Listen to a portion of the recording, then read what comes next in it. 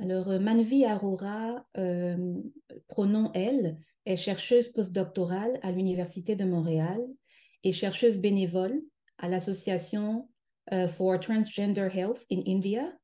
Elle est titulaire d'un doctorat en éducation de l'Université de Delhi, ainsi que de 3 diplômes de 3e cycle dans les disciplines de la psychologie, de la sociologie et de l'enseignement, de l'éducation, respectivement. Après avoir débuté sa carrière comme enseignante d'anglais au secondaire, elle a travaillé en étroite collaboration avec des ONG internationales et nationales et des organismes communautaires qui luttaient pour les droits à l'éducation et à l'identité, des organisations gouvernementales aussi dans le domaine de l'éducation, des écoles indiennes publiques et privées, et au sein de centres de formation d'enseignants au niveau universitaire. Elle a été témoin du fonctionnement du système social, de la planification, de la formulation des politiques en éducation en tant qu'enseignante, formatrice d'enseignants et développeuse de contenu et aussi chercheuse depuis plus d'une décennie. Elle est l'une des autrices et des auteurs des toutes premières lignes directrices nationales et du matériel de formation pour l'inclusion des enfants transgenres dans l'éducation scolaire par le Conseil national de la recherche et de la formation en éducation du gouvernement indien.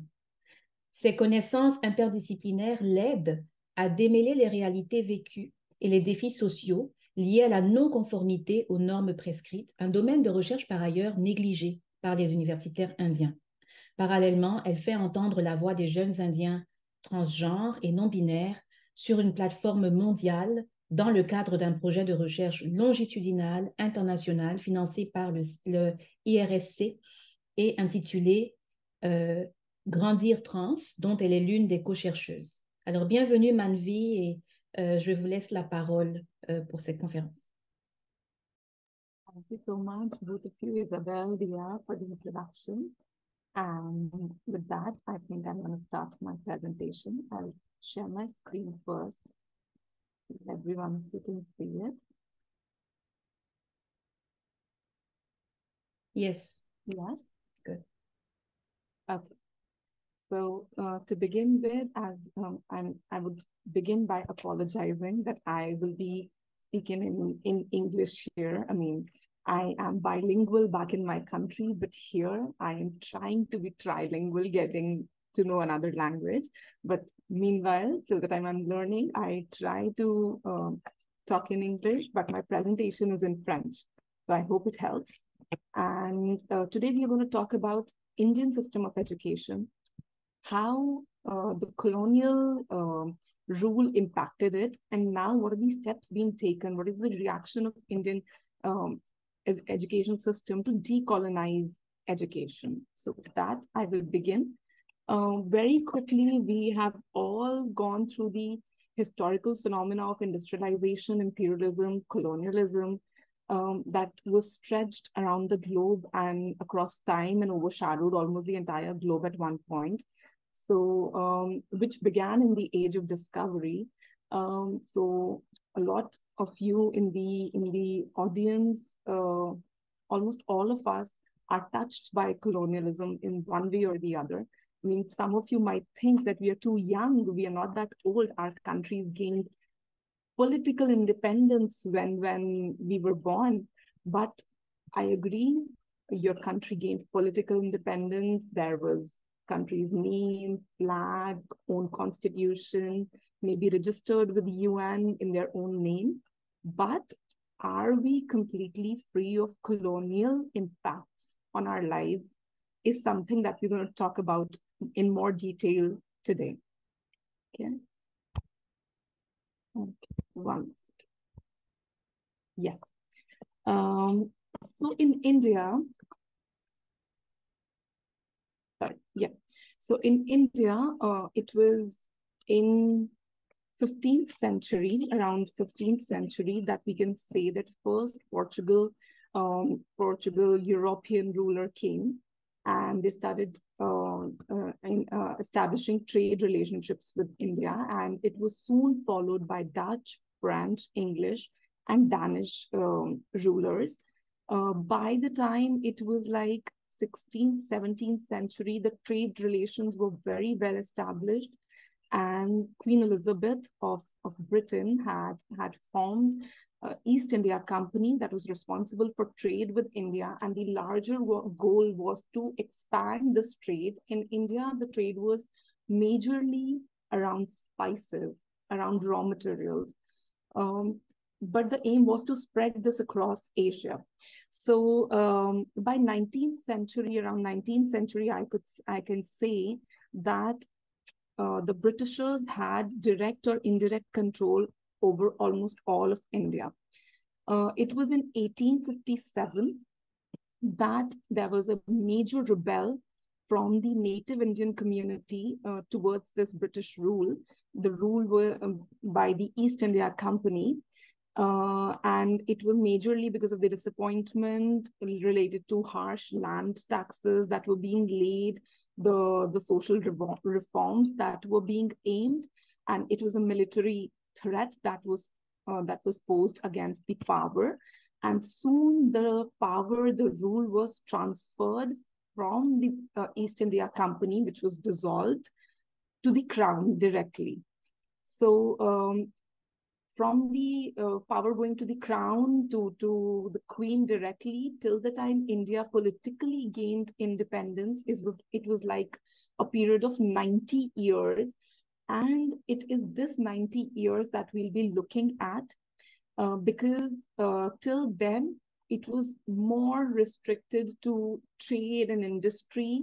And it is in this 90 years that a direct impact could be seen on the social, cultural, educational lives of the Indians. So India gained independence in 15th August 1947, when we can say it was decolonized politically. But today we are questioning the impact of European colonization on political, economic, social, cultural, and linguistics that still continues to be seen. So here in front of us is a slide which is talking about indigenous education system. So in India, before the English invaded in the education sphere, the indigenous education system was characterized by these characteristics. It was very, very decentralized. It was widespread. There's data by Adam in his report where he says there were 1 million vernacular schools in just one province that the report is about. So you can imagine the size of widespread vernacular education that already existed in India before the Britishers entered the education system. It was generally, the curriculum was very decentralized. It was oral. It was related to the practical needs of the citizens. So it was, language was vernacular. It was about, there was no formal division of timetable, division of sitting arrangements, grade division. Grade 4 will sit in this classroom, grade 5 will sit in that classroom. There was no concept of classrooms, rooms divided, walls between learners. It was open. I mean, a teacher generally was single teacher schools. So a teacher could have classes in their house backyard, front yard, in a temple's courtyard, under a banyan tree in a village. So this could be where the education was imparted. And the teacher had a very sacred position in Indian society. So it was like a supreme authority, which was very well respected by the larger society. They were very well paid. They were richer than today's teachers. And their salary was mostly if not directly money, it was in kind. And the curriculum was mainly oral. So it was believed that the teacher would speak and the disciples and the students would repeat after them, and that was going in their head instead of taking notes. There was no concept of textbook back then. And it was practical needs of the masses that was delivered in the classroom. So the subjects, we could say, would be agriculture related measurements, agriculture accounts, numbers, Students were learning how to dig well, how to dig ponds in their village. So in all of that was incorporated measurement, area, circumference, everything, all those concepts were coming together. So there was no bifurcation of discipline, and that now maths class is over, shut your maths books down, take out your science books. So it was all very, very organically divided. There was no state control over education institutions. So there was no state control. It was all run and supported by community, the village, and it was in vernacular languages.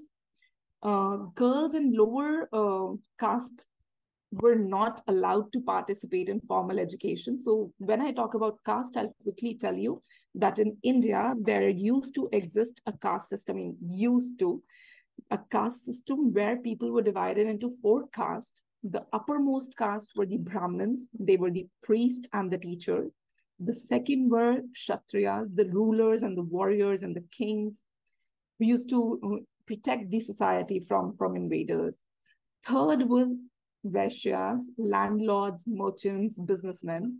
Last was Shudras, the servants. And within the last class was another subdivision, the 5th group, which was called the untouchables or the Dalits. So the last class, the Dalit class and women were not allowed to formally attend schools, although there are accounts of women who were very well versed with religious education also and the vernacular education also.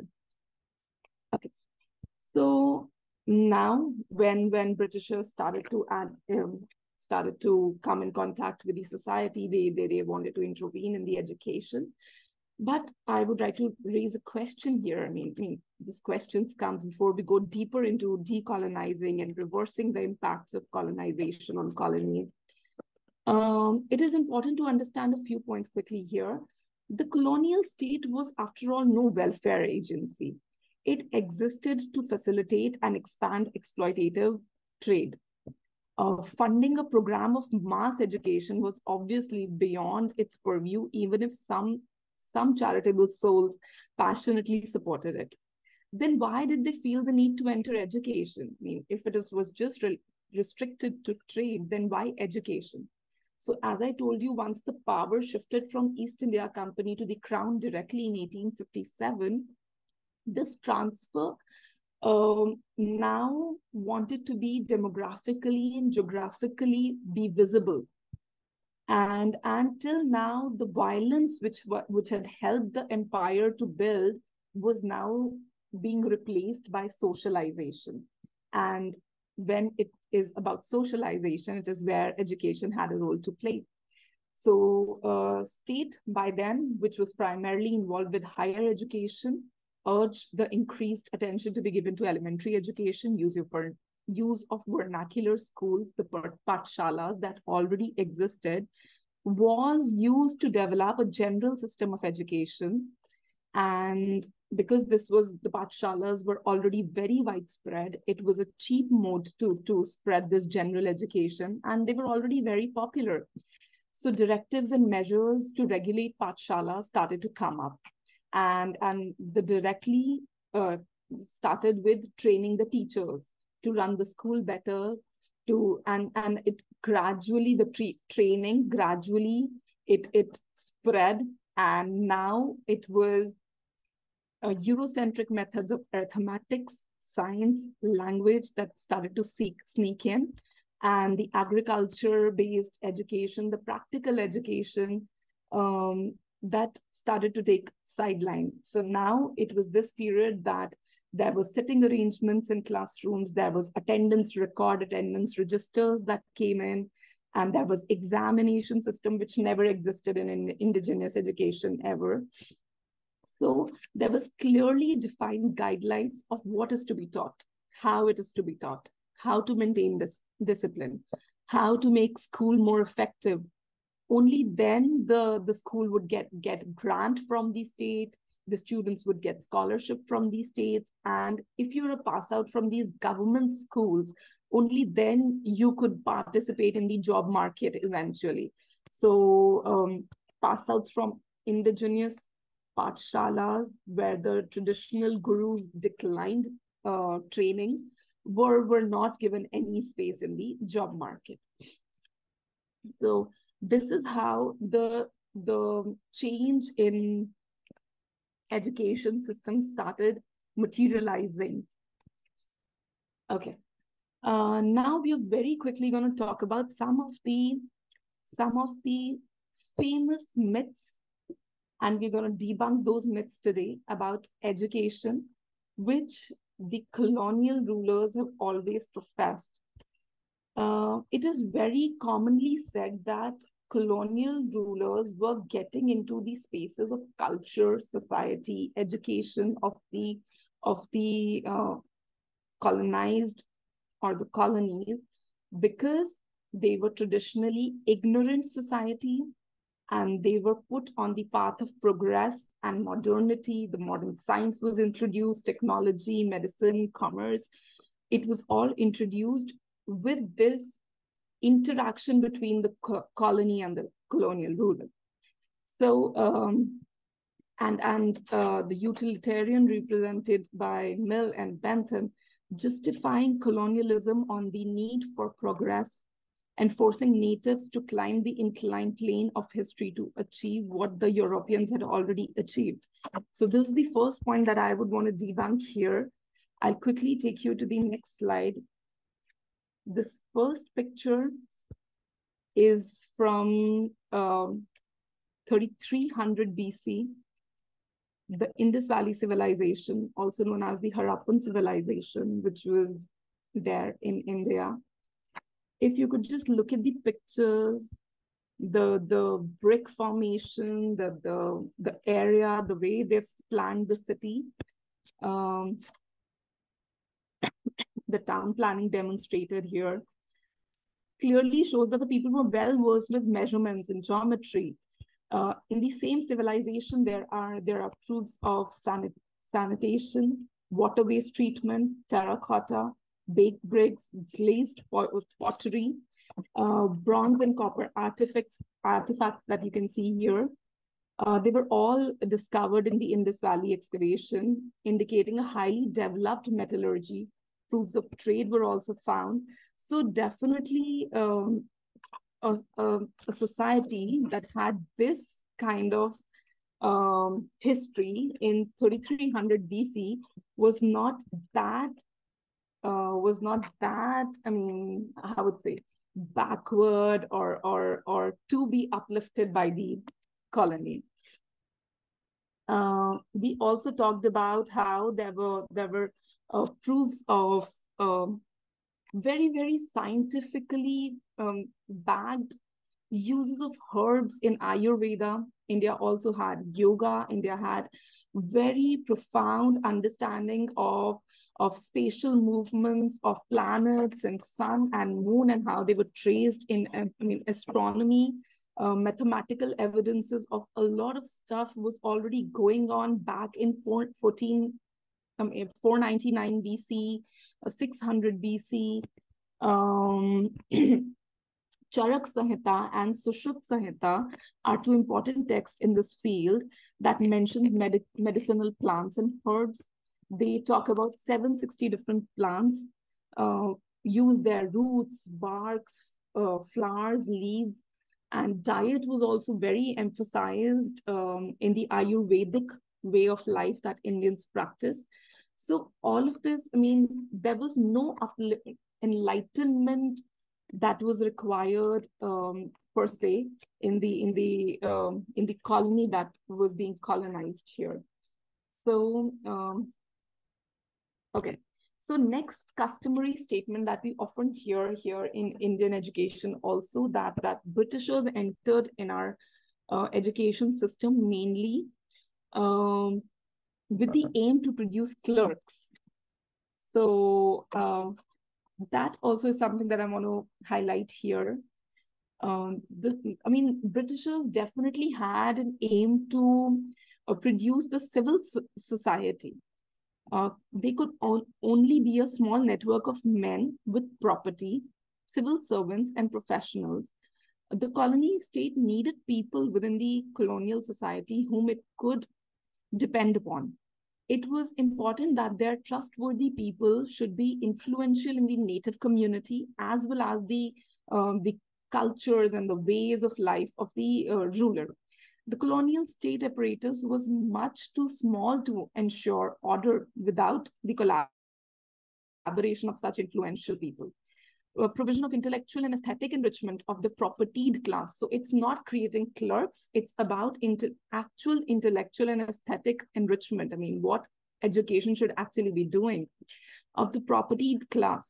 So it was the elites of the Indian society that were being trained in their classical language and literature, skills related to reflection and inquiry. And what was given to the masses in the form of education, through general education, through pathshalas, was basically improvement of public morality, imparted virtues such as obedience, modesty, rule-governed behavior, acceptance of one's position in society.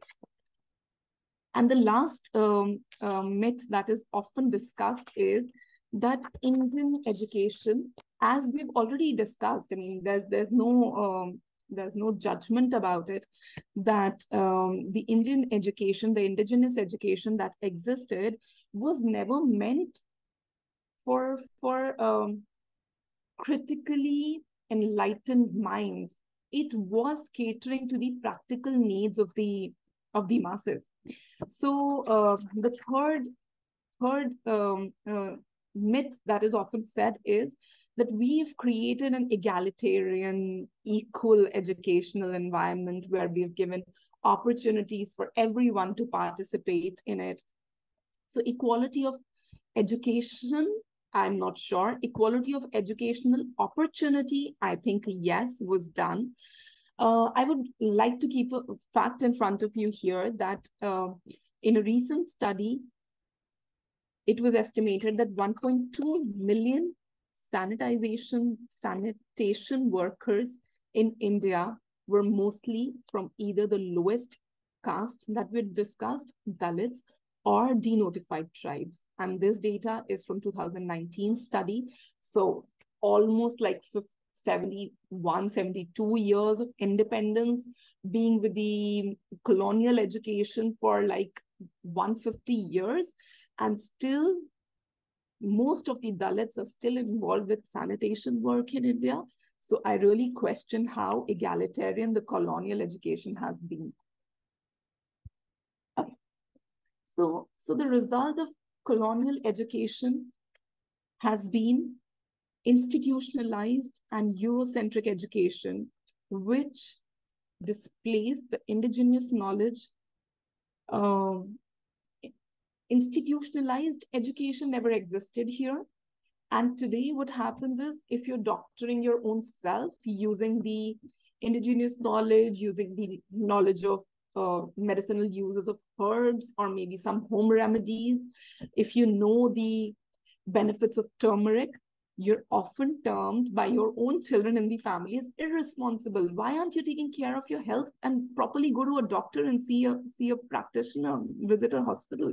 Why are you relying on all these home remedies? Education that is gained outside the classrooms, that is not taught to you from the formal institutions, are often termed as unreliable. So the common sense knowledge, the practical knowledge, contextualized knowledge that was such a important part and parcel of the masses is slowly and gradually being replaced by this institutionalized and English Eurocentric knowledge. Teachers have lost the kind of flexibility, individuality, the independence to operate in the classroom, looking at the child's individual needs, unique needs. And textbooks came in, fixed curriculum came in, there's a lot of rigidity. Then we also see dying languages and dialects. So while the numbers keeps changing from country to country, it is estimated that there are almost 6,000 to 7,000 languages that are spoken around the world currently. Of these, more than 800 belongs to India. And this was in December 2013 that a survey said that we have almost lost 300 languages. Out of these 800, we have almost lost 300 languages. They are dying. India is known for its linguistic diversity, and we have 22 official languages stated in Constitution of India. So you can understand the linguistic diversity and how important that has been to us. But because of education in English language, we've already lost 300 or so languages. Social disparity still continues. I've talked to you about it. How we still see class divide, how we still see gender-based divides, sexuality-based divides when it comes to opportunities in education system, job market, the way they are treated in society. And there's a rise of colonial elite. So now this is very interesting. What happened in India when the elite started getting education in the government-run schools and institutions?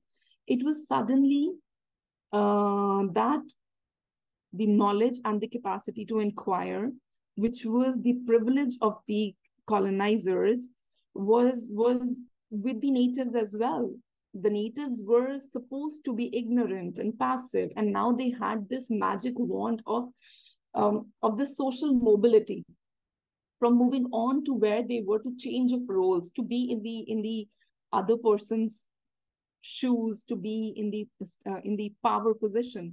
So the fascination to English education and the image of the self-portrayal of an elite product of colonial education in its mind was not caste-based rigidity following person who was now rational and very, very intellectual. But in reality, if you see, the elites were given this stature, the elites were given this role, and there was this self-assumed role of transformation of social order that they self-assumed. And this is how the rise of colonial elites happened in India. Okay, so very quickly, we'll talk about decolonization now. We were talking about decolonization of education. We have quickly seen the journey, how Indian education, which was mostly indigenous knowledge, vernacular language, flexibility, deinstitutionalized, away from government's control, was gradually transformed into the institutionalized version of Eurocentric education.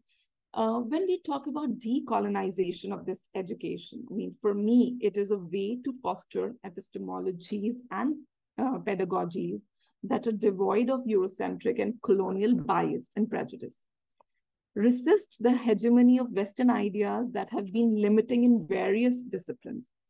And it is an attempt of creating a just world. It is not about replacing one worldview with the other. It is not about taking down the Eurocentric domination, keeping an Afrocentric or an Indian perspective.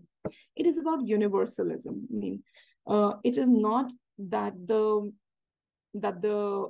power structure restricts movement and flowing of knowledge and knowledge creation.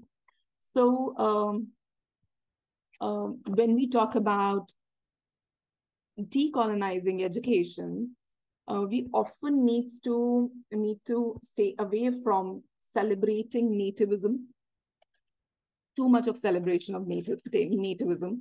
And I'll come to where India currently stands on this in a while. So nativism and perhaps intolerance to any form of Western knowledge, over celebration of nativism, all of this needs to be very critically looked at when it comes to decolonization. In addition, the process of decolonization in India now I'm talking about has become very political and ideologically based. in the contemporary India, while restructuring, reforming pedagogy was required, where there was a need to re-evaluate the education system, the evaluation system, the teacher education, role of teachers. We got stuck in replacing, renaming, and selective amnesia. So it is more about when a political party comes in power every 5 years.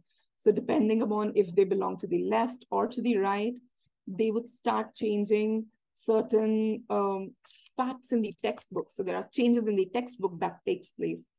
There are eulogizing of selected thinkers over the others. There are some texts that are taken down, the other texts are added. Some historical events are removed from the textbooks and the others are added. So all of these very cosmetic changes starts to happen when it comes to decolonizing education with change in political power. Or there's this urge of completely forgetting the influence that colonization has had on Indian education. So it'll be like, go back to Sanskrit, go back, just forget these 150 years, forget these 100 years.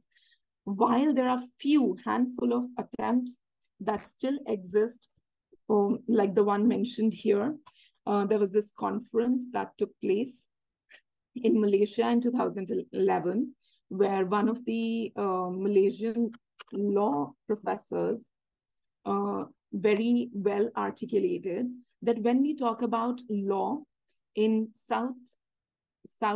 global South, we are not aware of the Asian and African contribution to knowledge on evaluation of right and wrong, justice and fairness, poverty and development. So why all of this doesn't form a part of the knowledge system? Similarly, one of the African scholars very well articulated how some of the native methodologies, research methodologies could be adopted in social constructivist approach to deal with psychology, to deal with practical use of psychology. And similarly, there's a mathematician, C.K. Raju, in his presentation at the same conference. He argued that colonization as a process extended to the natural science as well.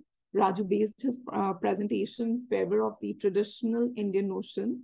And he said that the formal mathematics that is currently dominant all across the world needs to be questioned, needs to be unlearned. Okay. So lastly, the response to for Indian response to decolonization of education can be based in Gandhian education, the renowned Indian social reformer, the politician, and the kind of stature he has in India. He, based on his experience with education system at Tolstoy Farm in Africa and Indian ashrams, he proposed an education system which was majorly around all-round development of the learners, which included training of the heart and building of character. Self-realization as the ultimate aim was to achieve oneness with the God. The immediate aims of this education was utilitarian, personality development, cultural harmony, and it revolved majorly around craft-based education, craft-centered education, because Gandhi knew that India had a huge population base. And if they start investing more in industrialization or automation, a lot of people would have to sit unemployed at home. So he based his education on self-support and self-sustaining, craft-centered, mostly contextualized and in mother tongue. And similar thoughts were shared by one of the philosophers and educationists, Rabindranath Tagore, who appealed to the world to not counter colonialism with nationalism, but to look at universalism. And where domestication, he was against that, and he talks about individualist and naturalist form of education. Do not confine your learners to classrooms. When you're talking about water, take them out to the fields. When you're talking about air, when you're talking about any, you're reading poetry, take them out in the open, let them interact with the elements of nature, and let them be with the surroundings, let them do their own household chores, be together, cooperate. All of this was unique to Tagore's philosophy of education. But unfortunately, Indians in the race after independence were more focused on setting up industries, were focused on going up in the race of being a developed, from underdeveloped to a developing and a developed country in this neoliberal economy. There was no time for them to go back to basic education or go back to naturalistic education or look at the character building. They were already too fascinated by the chance, the opportunity that colonial education had given them for social mobility. I mean, the elites could maintain their status, the lower class caste people had this opportunity to at least give an exam and become a civil servant. So the pressure that the examination system puts on you, that if you're unable to if you're unable to, I'm sorry, I was looking at the clock. If you're unable to achieve something in life, if you're unable to crack this exam, it's because of you. You couldn't do it. You couldn't get through this exam. It doesn't take the onus that we as a system failed you. We did not account your knowledge as the formal knowledge. We did not give you the time and space to grow as per your time and space, because we were so rigidly bound by timetable, by grade division, by examinations. So we failed you. No, it's you who failed. So similarly, it's the onus is on you.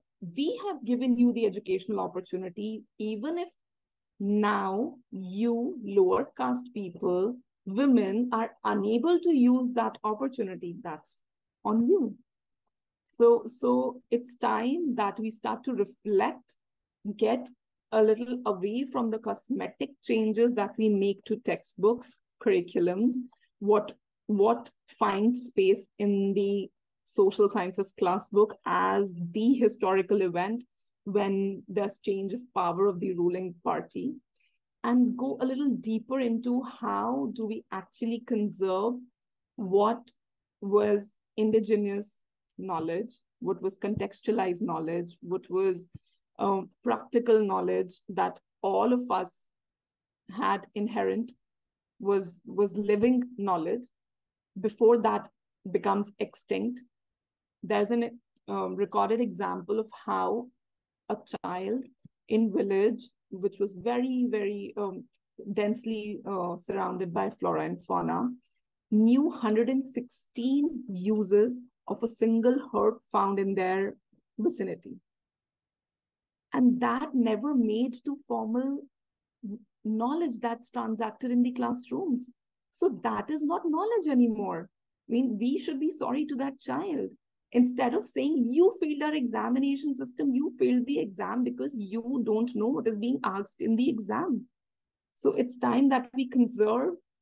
This is not to dethrone a particular kind of worldview and put another worldview in place of it. For me, decolonization of education is about universal coexistence and respecting of all forms of knowledge. So now that MIT is taking up the use of yoga in well-being, now yoga is become suddenly fashionable in India. Or now that Bhagavad Gita is being discussed in XYZ elite university, now Indians in their own house, we have Bhagavad Gita in almost all Hindu houses in the house, in the library. So now they're picking it out and starting to read more about it. So it's time that I also personally feel there should be more South and South collaboration, colonies and colonies collaboration, and I mean, institutions that were not given voices, colonies that were not given voices earlier should now be made to come in front. with that, I would end my presentation. I think I'm on time and I didn't take too much extra time. Yeah.